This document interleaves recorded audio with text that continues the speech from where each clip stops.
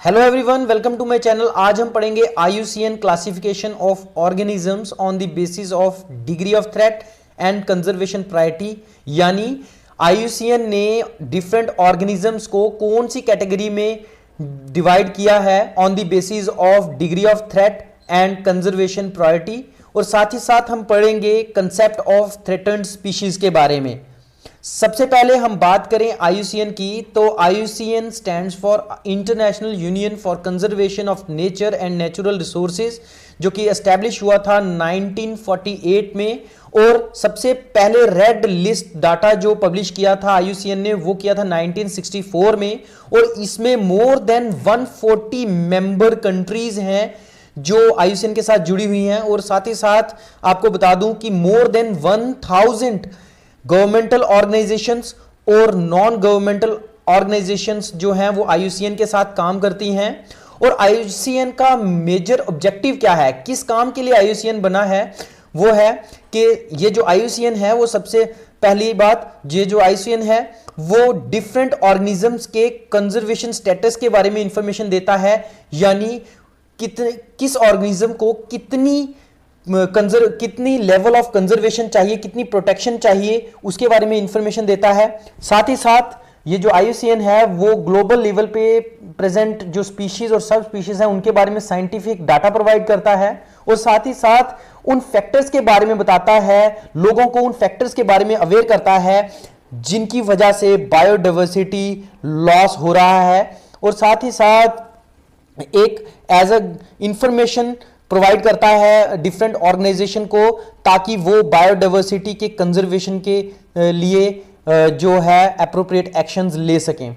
और अब बात करते हैं IUCN रेड लिस्ट डाटा जो है उसे कौन कौन यूज करता है। तो IUCN रेड लिस्ट डाटा के काफी सारे डिपार्टमेंट्स हैं, इंस्टीट्यूट्स हैं, ऑर्गेनाइजेशंस हैं, वो यूज करती हैं। जैसे कोई गवर्नमेंटल एजेंसीज हो गई, चाहे वो नेशनल हो चाहे वो इंटरनेशनल हो, वाइल्ड लाइफ ऑर्गेनाइजेशंस हो गई, डिपार्टमेंट्स हो गए, कंजर्वेशन रिलेटेड NGOs हो गए, नेशनल रिसोर्स प्लानर्स हो गए, एजुकेशनल ऑर्गेनाइजेशंस हो गई, जूज हो गए, एक्वेरियम्स हो गए, मीडिया हो गया, बिजनेस कम्युनिटीज हो गई। तो ये सब जो है IUCN का जो डाटा है, रेड लिस्ट डाटा जो है, उसे यूज करते हैं अपने प्लानिंग में, अपने वर्कआउट में। तो फॉर एग्जांपल बात करें, इंटरनेशनल एग्रीमेंट्स हैं जैसे साइट्स हो गया, रामसर कन्वेंशन हो गया, ये जो है अपने प्रोविजंस को मॉडिफाई करने के लिए, अपडेट करने के लिए IUCN का डाटा जो है वो टाइम टू टाइम यूज करते हैं। उसके बाद जैसे वर्ल्ड बैंक ग्रुप हो गया, ये जो है ग्लोबल प्रोजेक्ट्स अंडरटेक करता है for infrastructures and other things, तो ये भी जो है IUCN रेड लिस्ट को यूज करता है। काफी सारे जूज हैं, नेशनल पार्क्स हैं जो IUCN रेड लिस्ट को यूज करते हैं। तो अब बात करते हैं कौन कौन सी ऐसी कैटेगरीज हैं जिनमें जो IUCN ने डिफरेंट ऑर्गेनिजम्स को डिवाइड किया है। तो सबसे पहले आती है एक्सटिंक्ट कैटेगरी, उसके बाद आती है एक्सटिंक्ट इन वाइल्ड, तीसरे नंबर क्रिटिकली एंडेंजर्ड, फिर एंडेंजर्ड, वल्नरेबल, नियर थ्रेटन्ड और लीस्ट कंसर्न, डाटा डेफिशिएंट और नॉट इवेल्युएटेड। तो ये सारी 9 कैटेगरीज हैं जो IUCN ने बनाई हैं on the basis of degree of threat and level of conservation needed to different organisms. तो सबसे पहले मैं आपको बता दूं कि ये जो सबसे नीचे वाली कैटेगरी है, ये वाली, ये जो कैटेगरी है, इसके ऊपर सबसे लोएस्ट रिस्क ऑफ एक्सटिंक्शन होता है। यानी सबसे सुरक्षित स्थिति में यही वाली जो कैटेगरी है वो प्रेजेंट है। और जैसे जैसे हम इससे ऊपर बढ़ते जाते हैं वैसे वैसे एक्सटिंक्शन रिस्क जो है डिफरेंट ऑर्गेनिजम्स की कैटेगरीज पे जो है बढ़ता जाता है। तो एक और आपको बता दूं कंसेप्ट थ्रेटन्ड स्पीशीज का। तो अगर आपसे पूछा जाए थ्रेटन्ड स्पीशीज के कंसेप्ट के बारे में, तो उसमें सिर्फ ये 3 कैटेगरीज हैं।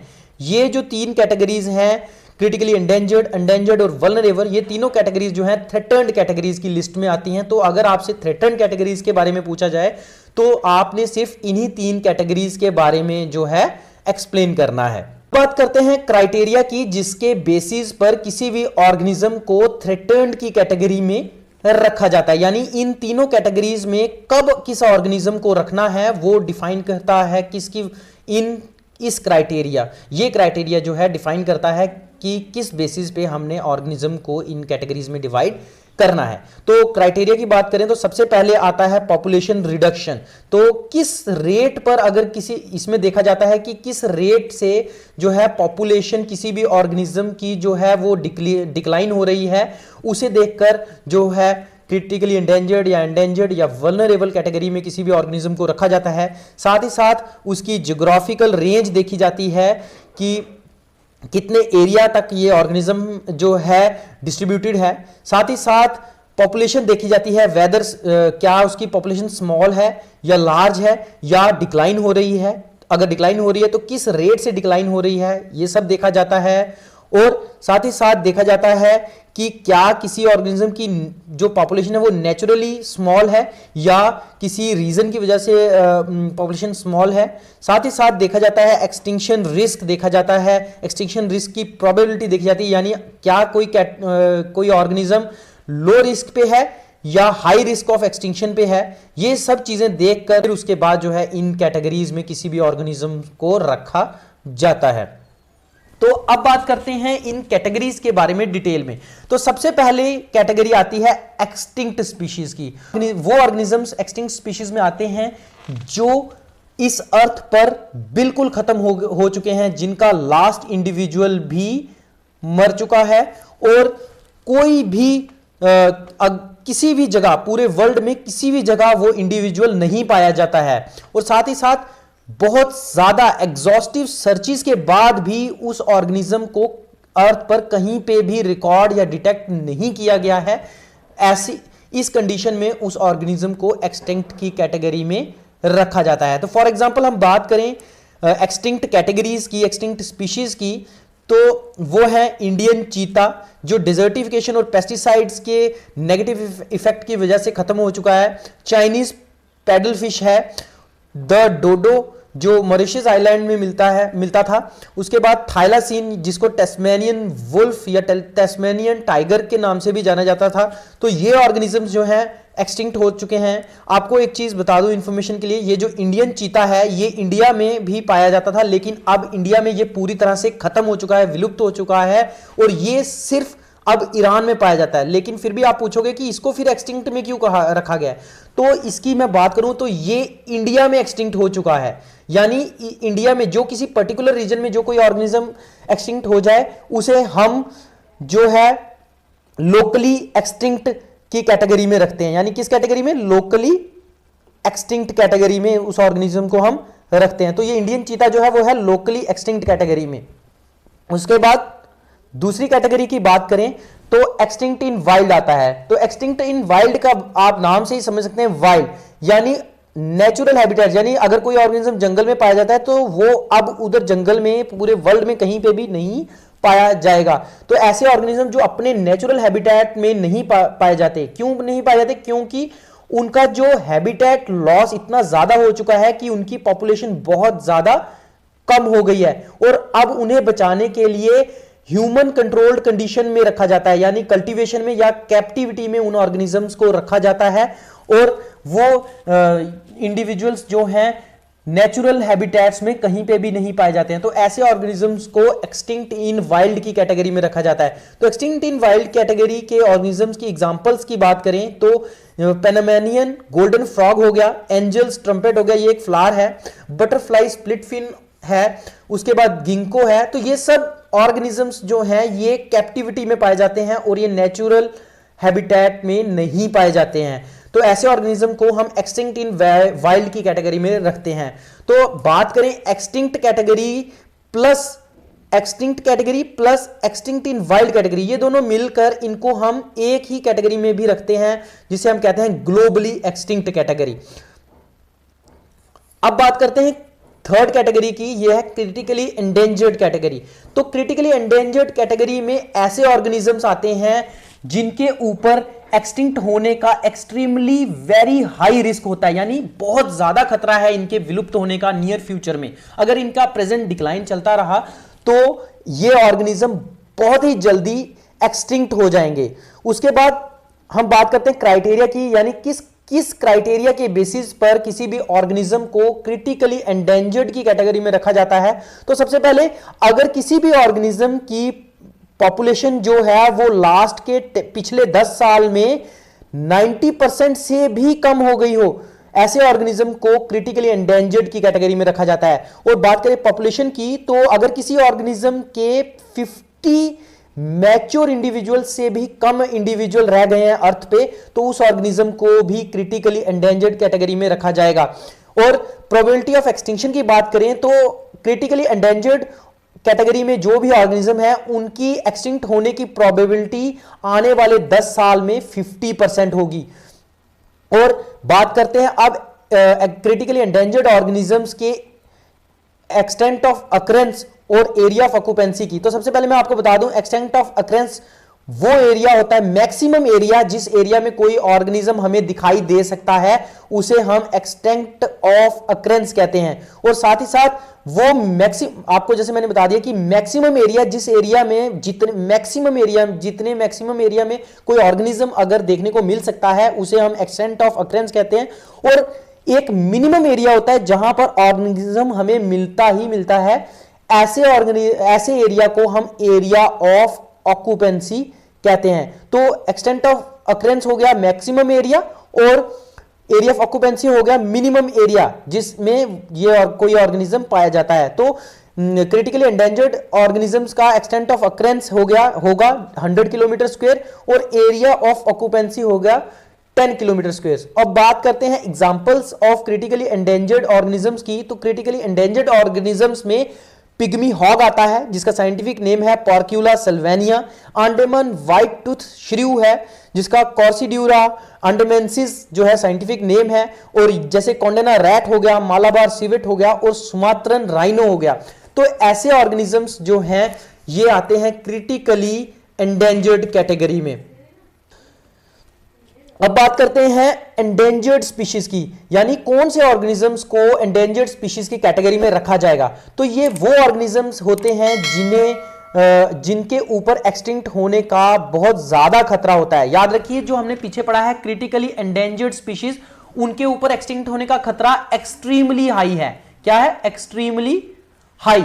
लेकिन एंडेंजर्ड स्पीशीज में वेरी हाई है। तो इनमें इनके एक्सटिंक्शन के रिस्क में थोड़ा फर्क है, तो ये आपने ध्यान रखना है।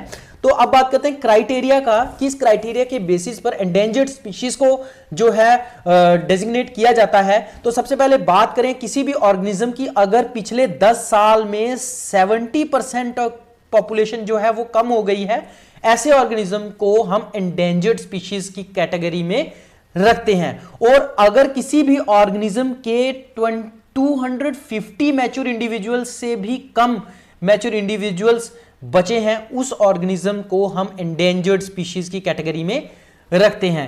और बात करें प्रोबेबिलिटी ऑफ एक्सटिंक्शन की, यानी आने वाले समय में उसकी एक्सटिंक्शन की क्या प्रोबेबिलिटी है, तो आने वाले 20 साल में अगर किसी ऑर्गेनिज्म की 20% प्रोबेबिलिटी है कि वो एक्सटिंक्ट हो जाएगा, ऐसे ऑर्गेनिज्म को एंडेंजर्ड स्पीशीज की कैटेगरी में रखा जाता है। और एंडेंजर्ड स्पीशीज का एक्सटेंट ऑफ अकरेंस है, यानी कितने मैक्सिमम एरिया में वो पाया जाएगा, वो है 5000 किलोमीटर स्क्वायर। और एरिया ऑफ ऑक्यूपेंसी है, यानी मिनिमम कितने एरिया में वो रहता है, वो है 500 किलोमीटर स्क्वायर। तो एग्जांपल्स की बात करें तो एंडेंजर्ड स्पीशीज में आते हैं टाइगर हो गया जिसको पैंथरा टिग्रिस कहते हैं, ब्लू व्हेल हो गया जिसको बेलेनोप्टेरा मस्क्यूलस कहा जाता है, स्नो लेपर्ड हो गया पैंथरा अंसिया जिसे कहा जाता है साइंटिफिकली, और एशियन एलिफेंट हो गया जिसे इलेफस मैक्सिमम कहा जाता है, गोरिल्ला हो गया। तो ये सब ऑर्गेनिज्म एंडेंजर्ड कैटेगरी में रखे गए हैं। अब नेक्स्ट हम बात करते हैं वल्नरेबल स्पीशीज की। तो वल्नरेबल स्पीशीज में कौन से ऑर्गेनिज्म आएंगे, तो वल्नरेबल स्पीशीज की कैटेगरी में वो ऑर्गेनिजम्स आएंगे जो प्रेजेंटली जिनकी पॉपुलेशन अबंडेंट है, यानी वो काफी अच्छे नंबर में पाए जाते हैं, लेकिन अगर उनका प्रेजेंट डिग्री ऑफ डिक्लाइन, यानी अगर प्रेजेंट पेस है जो उनके कम होने की वो चलती रही, तो आने वाले समय में ये ऑर्गेनिजम्स भी जो हैं थ्रेटन्ड कैटेगरीज में किसी भी कैटेगरी में पहुंचने के चांसेस हैं। यानी अगर प्रेजेंट रेट ऑफ डिक्लाइन इनका चलता रहा तो ये आने वाले समय में ये एंडेंजर्ड कैटेगरी में जा सकते हैं। तो अब बात करते हैं ऐसे क्राइटेरिया की जिसके बेसिस पर किसी भी ऑर्गेनिज्म को हम वल्नरेबल की कैटेगरी में रखते हैं। तो सबसे पहले बात करें, अगर किसी ऑर्गेनिज्म की पिछले 10 साल में 50% से ज्यादा पॉपुलेशन डिक्लाइन हो चुका है, ऐसे ऑर्गेनिज्म को हम वल्नरेबल स्पीशीज की कैटेगरी में रखेंगे। साथ ही साथ प्रोबेबिलिटी ऑफ एक्सटिंक्शन की बात करें तो आने वाले 100 सालों में उनके एक्सटिंक्ट होने की 10% प्रोबेबिलिटी है। किसी भी अगर किसी भी ऑर्गेनिज्म की आने वाले 100 सालों में 10% की प्रोबेबिलिटी है एक्सटिंक्ट होने की, तो ऐसे ऑर्गेनिज्म को हम वल्नरेबल स्पीशीज की कैटेगरी में रखेंगे। और बात करें मैक्सिमम एरिया की जिसमें ये पाया जाएगा, तो वो है एक्सटेंट ऑफ अकरेंस हो गया इस वल्नरेबल स्पीशीज का, वो है 20,000 किलोमीटर स्क्वायर, और एरिया ऑफ ऑक्यूपेंसी है 22,000 किलोमीटर स्क्वायर। तो बात करें एग्जांपल्स की, तो एग्जांपल्स में सबसे पहले बात करें बारासिंगा की, जिसको रुसर्वस डुवर्सिली कहा जाता है, ब्लैक बक हो गया, एंटीलोप सर्वी कैप्रा जिसे कहा जाता है, नीलगिरी लंगूर हो गया, और रेड पांडा हो गया। तो ये ऑर्गेनिज्म जो है वल्नरेबल कैटेगरी में रखे गए हैं। अब नेक्स्ट बात करते हैं नियर थ्रेटन्ड स्पीशीज की। तो नियर थ्रेटन्ड कैटेगरी में उन ऑर्गेनिजम्स को रखा जाता है जिनकी पॉपुलेशन जो है अबंडेंट है, ये काफी अच्छे नंबर में पाए जाते हैं, और इनकी एरिया ऑफ डिस्ट्रीब्यूशन भी काफी अच्छा है। लेकिन अगर प्रेजेंट रेट ऑफ डिक्लाइन इनका चलता रहा तो आने वाले समय में वो भी थ्रेटन्ड कैटेगरीज में आने के चांसेस हैं। जैसे कि अगर प्रेजेंट रेट ऑफ डिक्लाइन का चलता रहा तो आने वाले समय में ये क्रिटिकली एंडेंजर्ड कैटेगरी में भी आ सकते हैं, एंडेंजर्ड कैटेगरी में भी आ सकते हैं, और साथ ही साथ वल्नरेबल कैटेगरी में भी आ सकते हैं। इनमें से किसी भी कैटेगरी में ये ऑर्गेनिज्म इंक्लूड हो सकते हैं आने वाले समय में। तो एग्जांपल्स की बात करें तो गेंटू पेंगुइन हो गया, जिसको पाइगोसेलिस पपुआ कहा जाता है, ये फर्स्ट नंबर पिक्चर लगाई है इसकी मैंने। यूरोपियन ऑटर हो गया, लुट्रा लुट्रा, ये सेकंड नंबर पे आ गया। व्हाइट राइनोसिरस हो गया, ये वाला ऑर्गेनिज्म राइनो। उसके बाद प्लेन्स जेब्रा यानी जेब्रा हो गया, तो ये है। तो ये जो ऑर्गेनिज्म है इनको नियर थ्रेटन्ड की कैटेगरी में रखा गया है। अब बात करते हैं लीस्ट कंसर्न्ड स्पीशीज की।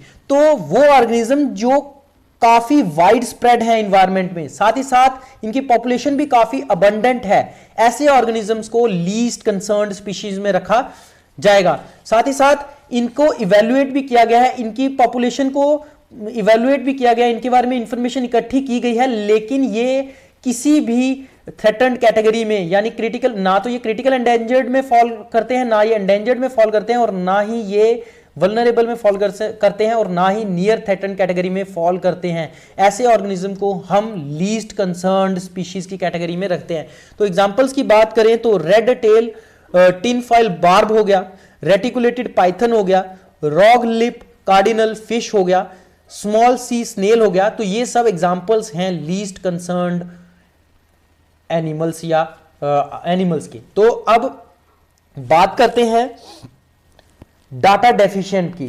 तो डाटा डेफिशिएंट कैटेगरी में वो ऑर्गेनिजम्स आएंगे जिनके बारे में काफी अच्छी तरह से स्टडी कर लिया गया है, उनकी बायोलॉजी के बारे में भी हम अच्छे से जानते हैं, लेकिन उनके एक्सटिंक्शन के रिस्क के बारे में हम नहीं जानते हैं। यानी उनकी पॉपुलेशन के ऊपर जो एक्सटिंक्शन के रिलेटेड डाटा है वो हमारे पास नहीं है। तो ऐसे ऑर्गेनिज्म को हम डाटा डेफिशिएंट की कैटेगरी में रखते हैं। तो इसके नाम से ही पता लगता है कि जिनके बारे में हमारे पास सफिशिएंट डाटा प्रेजेंट नहीं है, ऐसे ऑर्गेनिजम्स को हम डाटा डेफिशिएंट कैटेगरी में रखते हैं। तो डाटा डेफिशिएंट कैटेगरी में रखने का मतलब यह हुआ कि इन कैटेगरीज के ऊपर कोई भी आने वाले समय में एक्सटिंक्शन का थ्रेट नहीं है। साथ ही साथ डाटा डेफिशिएंट में अगर हम किसी भी ऑर्गेनिज्म को रखते हैं तो इसका मतलब यह है कि आने वाले फ्यूचर में इसके लिए हमें और ज्यादा इंफॉर्मेशन कलेक्ट करनी है, साथ ही साथ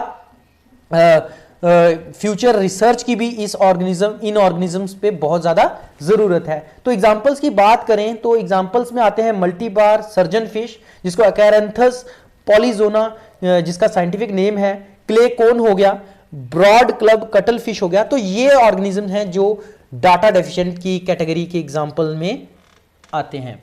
अब बात करते हैं रेयर स्पीशीज की। तो रेयर स्पीशीज में वो ऑर्गेनिजम्स आते हैं जिनकी पॉपुलेशन बहुत ज्यादा कम है उसके बाद हम बात करें तो साथ ही साथ इनकी पॉपुलेशन रेंज भी बहुत छोटी है, यानी बहुत कम एरिया में पाए जाते हैं, छोटे से एरिया में ये पाए जाएंगे। साथ ही साथ इनकी पॉपुलेशन डेंसिटी यानी number of individuals per unit area जो है वो भी बहुत कम होता है, और ये एक रिस्ट्रिक्टेड ज्योग्राफिकल एरिया में पाए जाते हैं। उसके बाद बात करें एग्जाम्पल्स की, तो एग्जाम्पल्स में हम बात करें तो रेयर स्पीशीज की एग्जाम्पल्स में आता है जेंट पांडा, उसके बाद वाइल्ड बैक्टीरियन कैमल, उसके बाद आता है चीता, और साथ ही साथ आता है कैलिफोर्निया कॉन्डोर। तो ये जो ऑर्गेनिज्म है, ऐसे बहुत सारे ऑर्गेनिज्म हैं जो रेयर स्पीशीज की कैटेगरी में आते हैं। उसके बाद हम बात करते हैं कुछ ये छोटे छोटे ये इंपॉर्टेंट टर्म्स हैं, नॉट इवेल्युएटेड। ये ऐसे ऑर्गेनिज्म है जिनको IUCN कैटेगरीज के क्राइटेरिया में अभी तक इवेल्युएट नहीं किया गया है, उन कैटेगरीज को हम नॉट इवेल्युएटेड कैटेगरी में रखते हैं। और साथ ही साथ लोकली एक्सटिंक्ट, जो मैंने आपको लास्ट टाइम बताया था, जो इंडियन चीता था वो अब इंडिया में एक्सटिंक्ट हो चुका है लेकिन ईरान में पाया जाता है, तो ऐसे ऑर्गेनिज्म को हम लोकली एक्सटिंक्ट की कैटेगरी में रखते हैं।